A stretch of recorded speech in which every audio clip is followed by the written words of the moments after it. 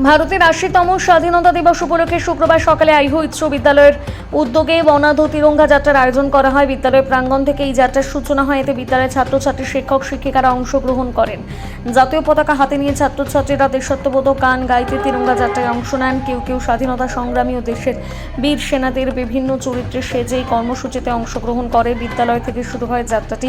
আইহো stand পরিক্রমা করে আইহো অঞ্চলের বিভিন্ন এলাকা ঘুরে ফের বিদ্যালয় প্রাঙ্গণে এসে শেষ হয়।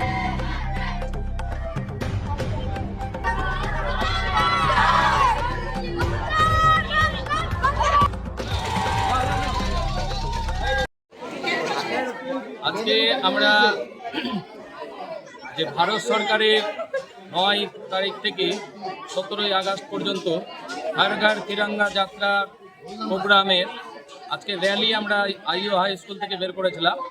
প্রোগ্রামটা 9 তারিখ থেকে শুরু হয়েছে। আমরা বিভিন্ন দিনে বিভিন্ন রকমের অনুষ্ঠান স্কুলে করেছি।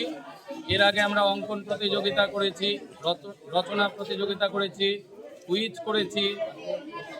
তারপর আমরা স্বাধীনতা সংগ্রামের যে আন্দোলন, সেই আন্দোলনের ভিডিও ক্লিপ বিভিন্ন ক্লাসের ছেলে মেয়েদেরকে আমরা দেখিয়েছি। কোথা থেকে শুরু হয়েছে আজকে?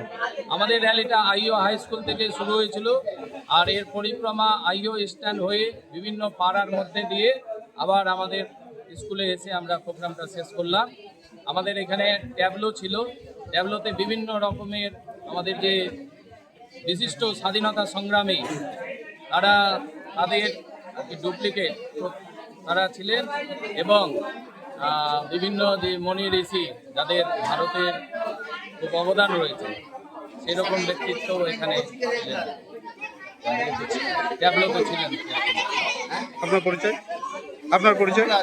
আমি এই স্কুলের অ্যাসিস্ট্যান্ট টিচার চঞ্চল মন্ডল।